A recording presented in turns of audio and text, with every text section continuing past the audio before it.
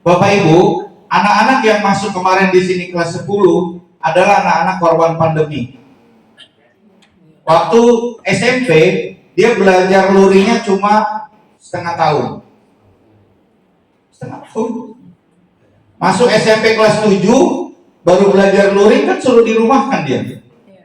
Assalamualaikum warahmatullahi wabarakatuh.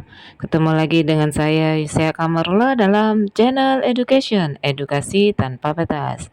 Sahabat Yuka, langsung saja kita simak videonya. Cekidot. Seni budayanya 90. Coba kamu main gitar, nggak bisa. Karena bukan seni musik, tapi seni budaya. Makanya kalau di kurikulum Merdeka, kalau di sini menerapkannya seni musik, tulisnya seni musik. Anak dapat nilai 90, yakin anak itu bisa main musik. Beda sama bahasa Inggris. Saya belajar bahasa Inggris 3 tahun di SMP, 3 tahun di SMA. Kagak bisa saya ngomong bahasa Inggris. Apa ya? Oke, di 14 ada seni apa? Budaya lagi. Seni rupa. Seni musik. Seni rupa ya. Kasihan juga ya anak yang nggak bisa melukis. Pasti dia nilainya jelek. Karena pelajaran paling susah itu seni rupa. Bapak Ibu percaya nggak pelajaran paling susah seni rupa? Percaya Pak, percaya. Saya Bu ya. Kalau nggak percaya nanti di akhir acara Pak Ade, Bapak dan Ibu guru kasih kertas lembar, suruh gambar bebas. Itu nggak jauh dari gunung. Iya benar. Gunung 2 Bu ya. Tengahnya ada matahari, ada jalan, kiri kanannya ada sawah. Nanti hasilnya diparah Bu.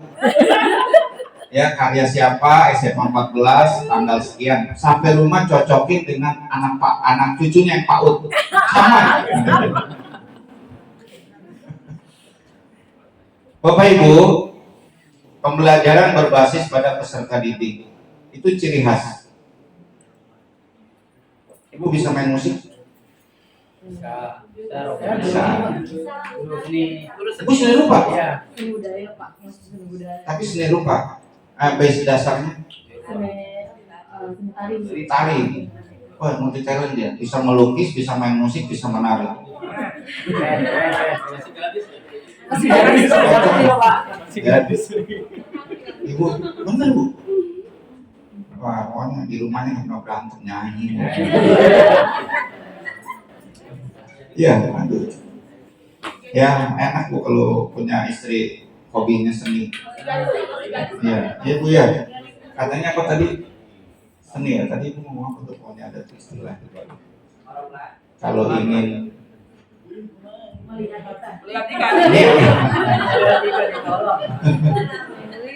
belajar seni untuk keindahan ya. Jadi Bapak Ibu, ini pengalaman lain, best practice nih. Di SMA 86, saya belum di 86. Sekolah penggeraknya saya waktu itu 86 angkatan pertama. Di sana ada satu guru namanya ada guru seni musik, guru seni budaya tapi basicnya musik. Tapi begitu kurikulum Merdeka diterapkan, saya nyari guru seni rupa. Dapat. Kenapa? Supaya anak yang bisa melukis tapi tidak bisa main musik, nilainya nggak jelek di rapot. Bayangkan kalau ibu ngajar seni rupa, saya sebenarnya jago main musik, tapi saya nggak bisa melukis. Tetap seni rupa saya jelek Pak, karena yang dinilai adalah seni rupanya. Akhirnya saya di sana saya tawarkan ke anak-anak yang baru masuk, seninya mau pilih apa? Ada yang seni rupa, ada yang seni musik, pilih tari. Dapatlah 2 rombel seni rupa, sisanya seni musik. Bener. Kalau di sekolah ada seni rupanya, biasanya sekolahnya rame Pak, warna-warni. Guru seni rupa itu mau melihat cat nganggur, apa aja dirapihin sama dia. Ya, ya Bu ya. Iya, orang seni rupa kayak gitu. Oke Bapak Ibu, lanjut di sini. Saya buka lagi dah. Jangan dilupakan bahwa kurikulum Merdeka ini untuk pemulihan pembelajaran. Kalimatnya begitu. Kurikulum Merdeka untuk pemulihan pembelajaran. Bapak Ibu, anak-anak yang masuk kemarin di sini kelas 10 adalah anak-anak korban pandemi. Waktu SMP, dia belajar luringnya cuma setengah tahun. Setengah tahun. Masuk SMP kelas 7, baru belajar luring kan suruh dirumahkan dia. 2020. Begitu naik kelas 8, total dirumahkan 1 tahun. Jadi kelas 8-nya itu daring 100%. Anak Tangerang suruh daring, Pak. Saya orang Tangerang. Tiap hari tuh anak di depan rumah saya, main anak kapan belajarnya gitu. Ya. Jadi Bapak Ibu, begitu naik kelas 9, masih daring. Benar kan? Setengah tahunnya baru dia luring. Dan dia tamat masuk SMA 14. Apa yang dibenahi pertama kali oleh kita? Karakter, tata krama, songo. Iya kan? Mau guru diem, Magernya Pak. mager, nanya mulu. Bu, masjid mana bu? Itu masjid Nogedeno. Kayak apa masjid itu gedenya masjid? Bu kapan pulang? Bukan kapan pulang. Karakter dibenahi pertama kali saya itu masuk. Ada namanya BIMTEK, pendidikan karakter khusus untuk anak-anak. Itu pertama. Nah, anak-anak yang seperti itu, kalau kita masih menerapkan kurikulum 2013, ketika dia daftar di kurikulum 2013, pertanyaan pertama apa yang kita ajukan? Kalau dia daftar, ini ceritanya kita kurikulum 2013, dia daftar, apa pertanyaan pertama? Pilih jurusan apa? Anak korban pandemi daring 2,5 tahun, ditanya pilih jurusan apa? Bingung Pak. Jurusan apa aja Pak, yang penting saya dapat negeri. Ya kan? Tergantung sekolahnya. Di 14 buka IPA-nya 5, IPS-nya 4, dipilih yang paling banyak, gitu kan? Mana yang paling banyak nih? Pokoknya dapat negeri. Bapak Ibu, kalau anak milih IPA, itu belum tentu dia sukanya fisika. Saya ke fisika aja dah supaya nggak ada yang tersinggung. Karena saya fisika. Ada guru fisika Pak? Mana Pak? Pak, salam gaya Loren. Bukan gini Pak, ini mah. Kalau anak milih IPA, belum tentu dia suka tiga-tiganya. Biologi, kimia, fisika. Ibu IPA kan dulu? Iya IPA atau SMA. Ibu suka tiga-tiganya? Kalau fisika. Anak yang nggak suka fisika, suruh belajar fisika. Itu gurunya lagi ngajar fisika, anaknya ngerjain biologi Pak. Akhirnya gurunya marah Pak. Pokoknya Bapak nggak mau tahu, keluar. Wah, guru fisika galak-galak. Sebenarnya kalau guru fisika nggak perlu galak-galak. Kita udah punya modal Pak, udah menang 1 langkah kita. Makanya saya bilang, ya menang 1 langkah. Apanya? Materi kita tuh udah menang 1 langkah. Orang kalau belajar fisika, wih susah. Menang 1 malam Pak. Menang 1 langkah. Mau belajar. Jadi kalau kita ngajar fisika, saya ngajar fisika, saya udah bilang begini aja, coba itu yang belakang dengerin, ini yang depan aja melotot belum tentu ngerti. 36 anak paling yang ngerti cuma 6 orang. Nah anak yang nggak suka fisika suruh belajar fisika selama 3 tahun Pak, terus bisa dia. Makanya nilainya jelek, biologinya bagus, kimianya bagus, fisikanya jelek. Oh dia ambil IPS. Emang Bapak Ibu yakin dia suka 4-4-nya? Enggak. Sejarah, geografi, ekonomi, sosiologi. Bu, saya maunya sosiologi aja Bu, kalau bisa IPS jangan ada ekonominya. Betul. Tapi boleh nggak? Nggak boleh, karena regulasinya mewajibkan kalau kalian ambil IPA belajar 3-3-nya, kalau kalian ambil IPS belajar 4-4-nya. Tersiksa dia belajar ekonomi selama 3 tahun karena dia nggak suka. Makanya kurikulum Merdeka begitu masuk nggak ditanya jurusan. Ini harus kita buka Pak pemahaman ini. Karena kesalahan itu awalnya dari sini. Jadi saya selalu kalau jadi narasumber itu, ini dulu yang kita buka. Perbedaan yang paling mendalam apa sih? Supaya jangan sampai kita dibilang kurikulum nama berubah, ngajar nama sarwa kene. Ayah orang pulau di dia. Iya karena Sunario tapi hasil di Banten. Padahal saudara saya ada 8, semuanya nama Sunda. Saya doang nama Jawa. Anak tetangga kemarin. Bapak Ibu, nih yang mengajar fisika kelas 10 siapa ya Bapak ya? Satu Pak ya? Iya. Satunya jadi capsek. Yang mengajar ekonomi kelas 10 ada? Ekonomi ada. Yang mengajar biologi kelas 10 ada? Bu Yuli. Ibu Yuli. Yang mengajar sosiologi kelas 10 ada? Iya, Ibu. Ibu tahu nggak Bu? Anak-anak itu harus belajar sosiologi, belajar biologi. Harus belajar biologi, belajar geografi. Ini sekolah mau apaan sih? Betul, Pak. Ya ada kan itu. 15 mata pelajaran anak korban pandemi, Pak. Iya. Jangan kan 15 mapel, 3 mapel aja teler ya. 15 gurunya pingin anaknya itu pintar. Kan nggak mungkin. Guru biologi masuk, pokoknya ibu nggak mau tahu kamu harus belajar biologi. Kalau nggak belajar biologi tersesat kamu hidupnya nanti. Wah. Guru agama masuk, bapak nggak mau tahu kamu harus belajar agama. Kalau nggak belajar agama masuk neraka nanti kamu. Wah. Gitu. Guru matematika masuk, guru fisika masuk, kamu harus belajar fisika. Nggak lengkap hidup kamu kalau nggak belajar fisika. Wah, ini semua orang kalau bagi-bagi guru. Pak itu anak-anak pandemi itu 15 mapel sampai rumahnya guru pada kenapa ya guru-guru? Oke, sekarang kita balik. Bayangkan itu adalah anak biologis kita di sekolah sana. Benar kan Bu? Iya. Dari jam 6:30 sampai jam 3 sore sampai rumah diomelin sama emaknya. Makan lagi. Stres Pak.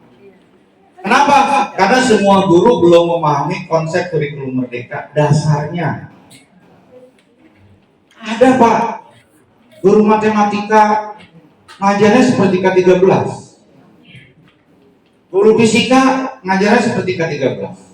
Dikasihlah gerak lurus, gerak lingkar, turunan V sama dengan dx per dt. Boro-boro Pak, dx per dt 2/2 aja 1. Coba aja. Oleh sebab itu Bapak Ibu, di sini jelas bunyinya nih. Ayo kita sama-sama. Di kelas 10 peserta didik menyiapkan diri. Jadi baru orientasi Pak kelas 10 ini. Nanti startnya fase F. Baru tuh kerasa belajar fisikanya, baru kerasa belajar matematikanya di fase F. Kalau di kelas 10 mah udahlah Bapak Ibu, ngajar yang enak, nyaman, perkenalkan, apalagi mata pelajaran di SMP nggak ada. Guru sosiologi masuk dengan PD-nya, Bu sosiologi itu apaan? Di SMP nggak ada Bu. Kimia masuk, nggak ada di SMP pelajaran kimia. Oh, mata pelajarannya susah, ngajarnya nggak enak, marah-marah mulu, sering nggak masuk, nggak dipilih nanti yang anak-anak. Benar? Nggak dipilih. Kecuali guru bukan guru pilihan ya, bukan guru pilihan itu agama, Pancasila, bahasa Indonesia itu bang, bukan orang pilihan. Kalau kita orang pilihan Bu, kita penuh tantangan bukan. Jadi bener Bu, nih guru ini penuh tantangan. Kalau ngajarnya nggak enak, materinya susah, sering nggak masuk, marah-marah mulu, nggak dipilih. Bener, anak-anak sekarang subjektif kadang-kala. Pak saya senang sifat kimia, cuma saya nggak senang sama gurunya. Kan ada gitu. Pak saya senang sama fisika, saya nggak suka sama gurunya, gimana Pak? Nggak milih Pak. Oh kita paketin aja, jangan. 14 jadi contoh nanti bagi sekolah lain di Tangerang. Oh wakakurnya susah ngatur jadwal, ya itulah makanya diangkat wakakur, ngatur jadwal. Gitu.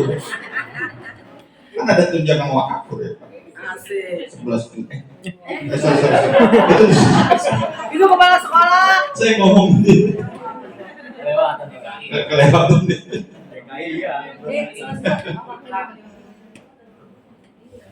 Daftar DKI Berapa? Pak. Ya, stafnya 5, stafnya yang kerja. Nanti kita pas kita ngomong habis ini. Kita kembali ke sini. Oke, ini udah paham Pak ya. Jadi ngajar di kelas 10 mah yang asik-asik aja. Bapak Ibu tahu nggak belajar fisika di kelas 10? Kayak fisika sastra. Tanya Bapak. Pengukuran, pemanasan global, nggak ada rumusnya. Energi terbarukan, Ibu guru fisika ya? Coba itu lihat dah. Pengukuran, kasih, ini timbangan ya, bahasa Tangerangnya, bahasa fisikanya neraca. Gitu. Ini jangka sorong, panjang kali lebar, angka pentingnya berapa, yang asik-asik aja Pak. Pemanasan global, kasih video, jadi mereka seneng Pak. Biar dia milih fisika. Begitu milih fisika di pas nyesel dia. Pelajarannya gini amat gitu ya. Waduh, harus bolak-balik fisika modern, fisika inti, teori relativitas gitu kan. Biologi malah cuma 3. Virus, keanekaragaman hayati, bioteknologi ya. Yang gampang aja dulu. Kenalan Pak dengan anak-anak kelas 10. Ini mah badannya doang gede Pak, sama umurnya tua. Kelakuan mah kayak anak-anak. Iya. Gurunya juga. Gurunya keberlamaan pandemi. Ya, karena gurunya seneng ngajar daring Pak. Karena nggak perlu pakai parfum, nggak perlu pakai bawahan. Sambil masak. Jilbabnya sari semua, dalamnya kaos. Sambil Kayak gini suruh nih jilbabnya nih. Sambil masak. Sambil masak gitu ya. Anak-anak, Ibu tutup layar dulu ya bentar. Kang sayur lewat.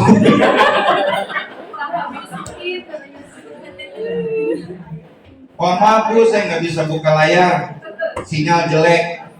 Mana ada hubungannya sinyal sama layar? Hati-hati kalau nyari alasan Pak, ntar kita dibilang bodoh. Bilang aja Bu, Ibu belum pakai jilbab. Iya, nah gitu. Ya, kita kangen juga ya suasana daringnya.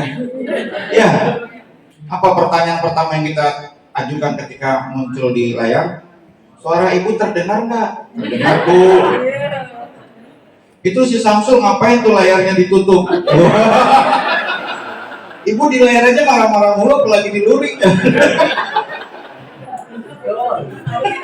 Ada guru marah-marah di layar Pak. Itu naik sama dia dimatiin Pak videonya. Awas kamu ya nanti kalau ketemu Ibu. Wah, orang nggak boleh Bu. Oke ya Bapak Ibu. Nah, sekarang clear ya. Ini mata pelajaran SMA kelas 10 sama dengan mata pelajaran SMP kelas 9. Jadi sebenarnya Bapak Ibu, anak SMP itu 4 tahun Pak. 3 tahunnya di SMP 1 tahunnya di sini. Orang sama materinya. Nanti bedanya di fase F. Beda fase E, fase F. Boleh nggak naik? Boleh. Fasenya beda.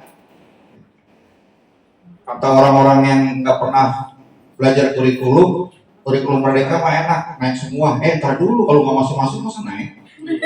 Keluarin dulu. Iya Bu ya? Iya. Nggak masuk aja naik loh. Kasihan Pak dia miskin. Iya kasihan, cuma dia nggak naik. Ya. Nah, fase F. Kita udah fase E kan sekarang? Iya. Fase F nih. Fase F itu ada 2 level. Kelas 11 dan kelas 12. Kelas 11 dan kelas 12 berada dalam satu fase. Kenapa Tahu nggak Bu bisa gitu, maknanya? Pak? Hah? Kenapa bisa begitu? Iya regulasi. SMA itu ada 2 fase. Fase E kelas 10, fase F kelas 11 dan 12. SD itu masing-masing 2 tahun. Fase A kelas 1 dan 2, fase B kelas 3 dan 4, fase C kelas 5 dan 6. Fase D 3 tahun SMP, satu fase. SMP naik semua. Kalau dia ikutin semua naik semua. Bapak Ibu tahu nggak mananya? Sebentar lagi kan kita mau fase F ya. Fase F ada dua, kelas 11 dan kelas 12. Artinya guru yang mengajar di kelas 11 ikut naik ke kelas 12. Siapa yang ngajar kelas 11? Ibu. Nanti ngajar Kelas 10 dulu Pak. kelas 10 bebas. Kelas 10 kan udah beda fase. Ya. Kelas 10 udah beda fase. Kembali lagi ke pernyataan saya di awal. Murid, siswa, peserta didik dikatakan tuntas apabila dia sudah menyelesaikan satu fase. Guru baru dikatakan mempunyai catatan-catatan setiap siswanya. Catat semua Bu tentang siswa. Sekolah manajemen menyediakan bukunya. Pak, saya nyatetnya di handphone. Di buku aja, bisa saya tanda tangan. Lagian handphone Bapak kan Asia Hidayah, gimana nyatetnya? Catet Pak. Ada bukunya. Bapak Ibu ngajak kurikulum merdeka? Iya. Ciri khasnya pembelajaran berdiferensiasi. Apa tuh? Berpusat pada peserta didik. Berarti Bapak Ibu tahu dong anak-anak peserta didiknya. Tahu mana catatannya? Nggak ada. Berarti menang di teori doang. Orang tuanya datang ngambil rapot, bertanya, Pak, Bapak ngajar anak saya kan? Iya. Si Ani? Iya. Gimana Pak anak saya? Oh bagus, baik-baik aja. Oh nggak punya catatan. Pak, kalau rapat kenaikan kelas Bapak Ibu bisa gagah nanti Pak kalau punya catatan. Saya nggak mau tahu anak itu tidak tuntas sama saya. Nih catatannya lengkap. Tapi kalau Bapak Ibu saya nggak mau tahu anak tuntas, catatannya mana? Yang nggak bisa, begitulah bukannya yang nggak bisa. Catatannya ada. Saya cek catatannya. Oh dia dimutasi, sini catatannya. Kasih ke guru yang menggantikan. Jadi berkesinambungan. Maka dari itu di kurikulum merdeka fase F, kelas 11 dan 12 ini berkesinambungan. Oke ya, clear ya Bapak Ibu. Di kelas 11 pembelajaran lebih fleksibel disesuaikan dengan minat peserta didik karena pilihan pada level mata pelajaran. Oke, saya ulangi, pilihan pada level mata pelajaran, bukan pada program peminatan atau jurusan. Kapan ini kita lakukan? Sekarang Bapak Ibu. Ini bulan Mei. Jangan begitu masuk baru pemilihan, udah acak-acakan nanti Pak. Survei dulu aja. Sebelum Bapak Ibu melakukan survei pemilihan mata pelajaran, pemetaan dulu kebutuhan guru. Jangan sampai gara-gara kurikulum merdeka guru kita nggak sinkron di Dapodik, kagak dapat sertifikasi. Dihujat Pak sama suaminya sama istrinya. Ini gara-gara kurikulum merdeka ini. Makanya dikatakan dulu. Guru fisika ada berapa orang? Ada 2 orang. Kurangnya berapa jam? 10 jam. Oh 2 rombel aja Pak.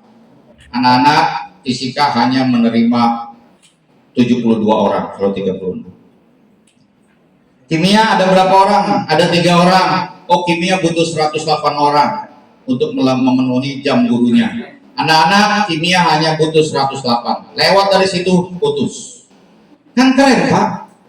Anak-anak berkompetisi pada kelas 10 itu. Dia udah punya cita-cita. Saya mau ke kedokteran. Berarti saya harus ngambil biologi. Karena biologi dibatasin cuma 72 orang, maka saya harus berkompetisi belajar biologi. Kenapa? Nanti di ranking. Apa dasarnya?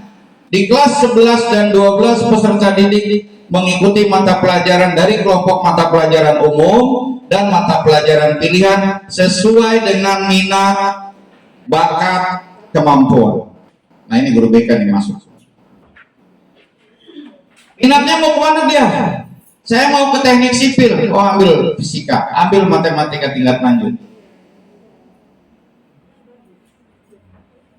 Biologi butuh 108 orang. Yang milih ada 200. Ambil yang ini.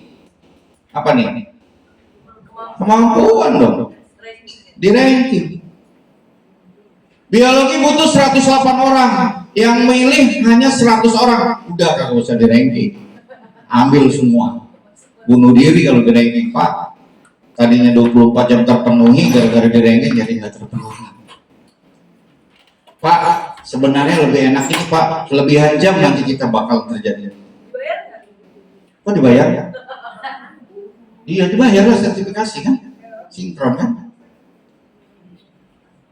40 jam kan maksimal. Nah, jadi Bapak Ibu, kalau yang milih lebih dari 36 orang, maka menjadi 2 rombel. Satu rombelnya itu 5 jam. Yang milih fisika ada 38 orang. Lebih kan dari 36? Berapa rombel? 2 rombel. Iya benar. Makanya dibilanglah oleh semua ruang yang ada di SMA 14 adalah kelas. Pak, ntar nggak kebagian kelas. Emang yang milih kimia berapa orang? 16. Ya di masjid aja, di masjid. Iya. Guru ekonomi protes. Pak, saya belajar di mana? Murid Bapak berapa? 5 di kantin. Cuma 5. Terus sosiologi protes, yang milih cuma 2. Udah di ruang Bapak aja, di ruang guru belajar. Kan merdeka Pak. Kalau ada guru sosiologi ngajar di bawah pohon berdiskusi sama anak-anaknya, terjadi perdebatan, itu guru olahraga lewat, nggak usah kepo.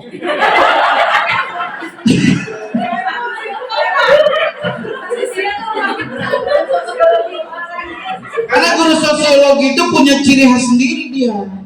Dia harus keluar dari kelas. Laboratorium terbesar mata pelajaran adalah sosiologi. Keluar dari halaman ini sosiologi itu labnya tuh. Kenapa nggak dimanfaatkan? Di bawah pohon. Berapa minimal pemilih? Nggak ada minimal ya Pak. Kalau ada 2 orang, 5 jam. Jadi jangan bangga kalau guru lain dapat 24 orang, saya dapat 2 orang. Sama Pak, sama-sama 5 jam di Dapodik. Iya kan? Kalau kita cuma butuh 5 jam doang, udah 4 orang aja udah belajar fisika sini. 5 jam. Bapak ngajar apa? Geografi. 35 orang, 5 jam juga Pak. Karena Bapak dihitung 1 rombel. Kan enak Pak. Jangan kan 21. Makanya harus baik-baik sama guru BK. Ibu yang nentuin. Yang bisa memindahkan dan mengurangi, menambah anak dari pilihan mapelnya adalah guru BK. Makanya saya bilang selalu begini Bu, pemahaman guru BK tentang kurikulum merdeka setara dengan pemahaman wakakurnya.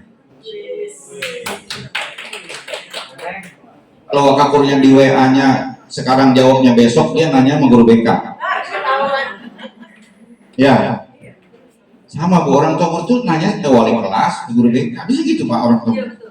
Kalau orang dipanggil, orang tuanya nanya, Bu ruang BK mana Bu? Dipanggil itu doang.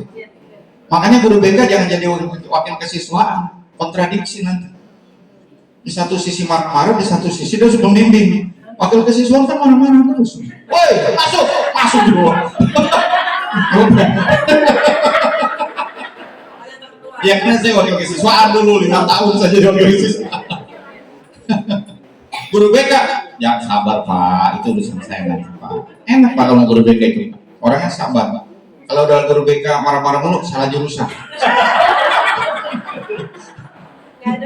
Nggak ada Bu ya. Nah contoh, kita kasih contoh.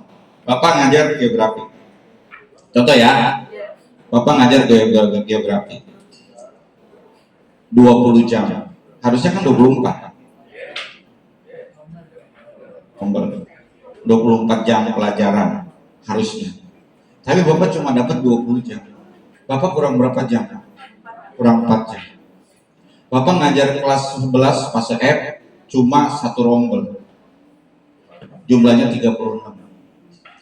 Kurang 5 jam. kurang 5 jam sebenarnya kurang 1 orang. Kan dia ngajar 36. Kalau Tiga. 7 harus keluar. Iya, Bapak harus nyari 1 orang lagi supaya 37. Nih triknya nih, ngomong sama guru BK. Apa namanya? Bu Neneng, Neng, kan biasa ya.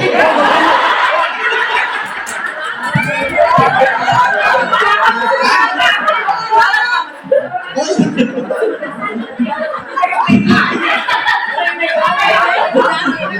kalau saking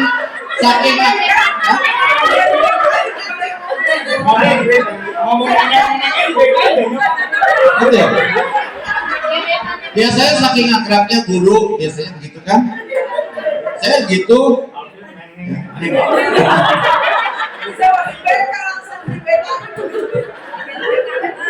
Anggaplah gitu lah ya. Neng, lu cariin gua 1 lagi.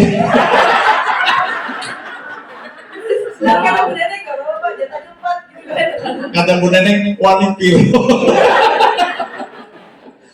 1 lagi.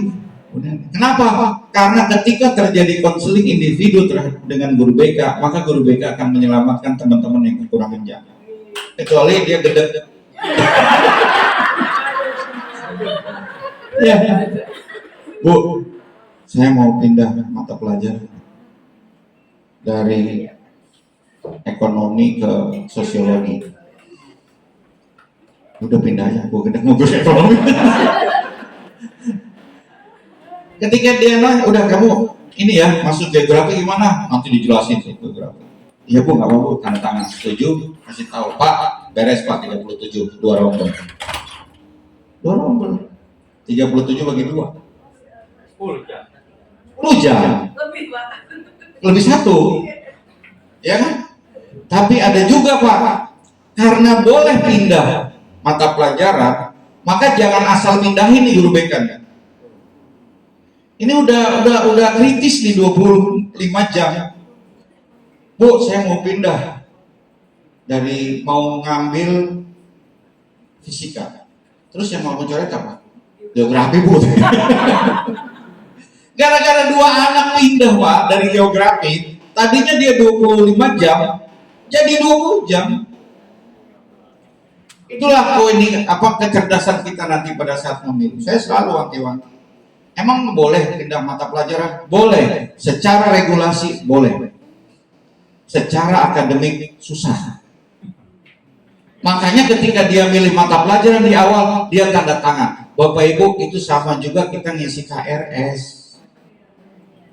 Di awal kan ngisi KRS. Emang ada Bapak Ibu kuliah begitu setengah jalan pindah?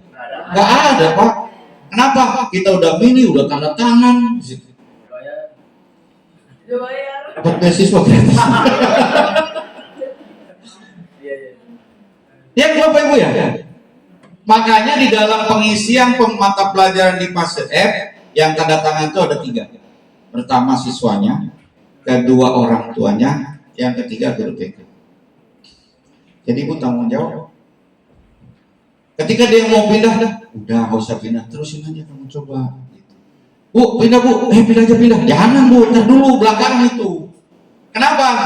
Kalau anak pindah Pak, secara regulasi boleh, secara akademis susah. Contoh, kelas 11 belajar kalkulus 1. Begitu naik kelas 12, dia pindah mau ngambil matematika. Kira-kira dia bisa nggak mengerjakan kalkulus 2, belum belajar kalkulus 1? Kan susah. Kelas 11 belajar vektor. Kelas 12-nya ada harus bolak-balik. Ada macam-macam. Dia nggak bisa ngerjain kalau dia nggak belajar vektor. Kan ada matrikulasi. Nah, hati-hati nih jawaban orang tua. Ini pengalaman pribadi nih Pak. Orang tua ada aja dikejar sama dia yang ngerti pendidikan. Kan boleh matrikulasi. Iya boleh. Tapi Bapak Ibu mau ngurusin matrikulasi. Jam 3 anak teman-teman udah pada pulang, Ibu matrikulasi jam 3 sampai jam 6. Kalau bayar saya nggak apa-apa. Saya mah kasihan sama guru saya Pak. Ada pindahan dari kurikulum 2013 pindah ke kurikulum Merdeka. Emang nggak boleh? Boleh. Cuma dia harus matrikulasi Pak.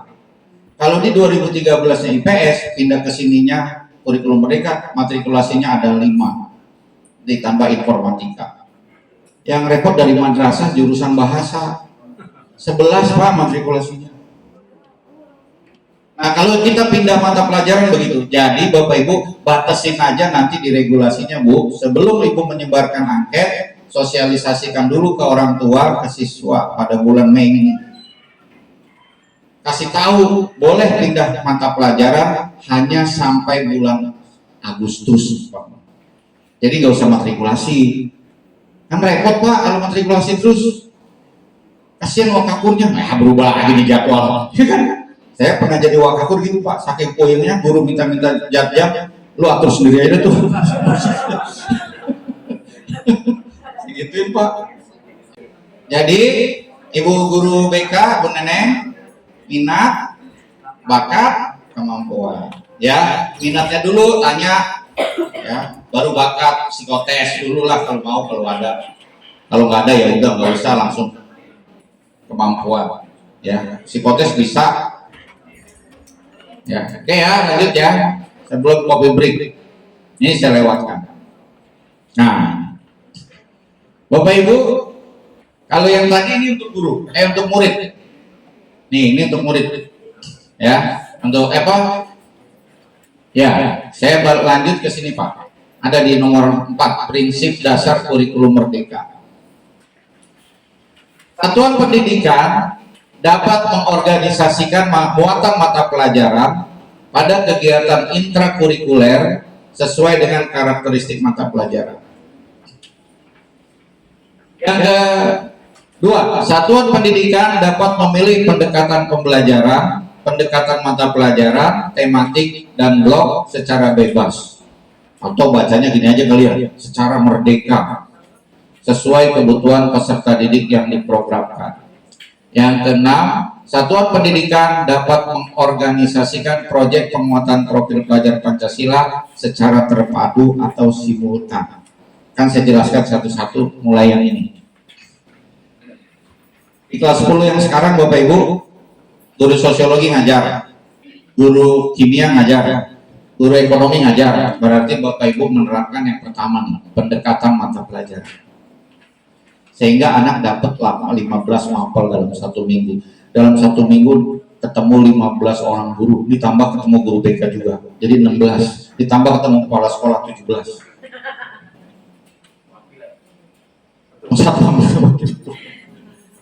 Itu berarti pendekatannya ini. Ya.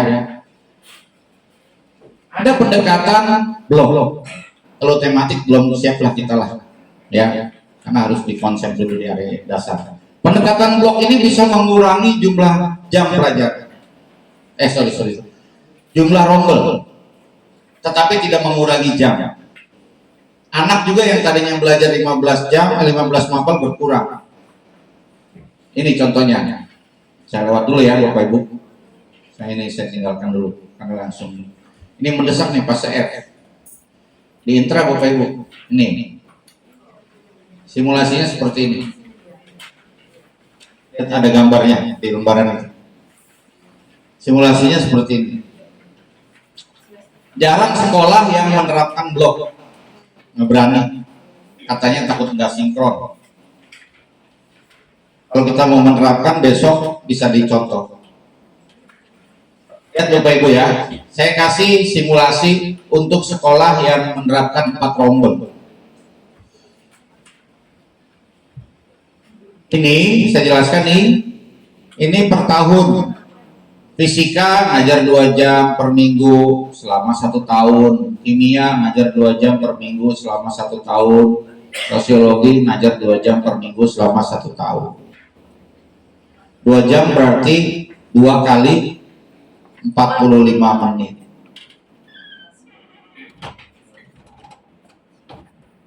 Pertukaran pelajar pergantian jam 5 menit, masuk ke ruang guru 5 menit, 10 menit hilang, cek handphone WA 5 menit, 15 menit hilang, dandan 5 menit, 20 menit hilang. Begitu jalan di tangga ketemu temannya ngobrol dulu 10 menit hilang. Ajarnya cuma 2 jam. Bukan Pak, habis ngajar di 10A, jam ke 1, 2, 3, 4-nya di 10B. Kagak masuk ke 10B dulu, ke ruang guru dulu. Padahal 10B ada di sebelahnya. Habis Pak waktunya. Makanya Bapak Ibu kalau di blok, fisika yang tadinya ngajarnya 2 jam, sekarang 4 jam. Kimia 4 jam, semua jadi 4 jam. Sosiologi 4 jam. Ibu ngajar apa? Kimia, kata kepala sekolah. Kok belum masuk? Tenang Pak, 4 jam Pak saya.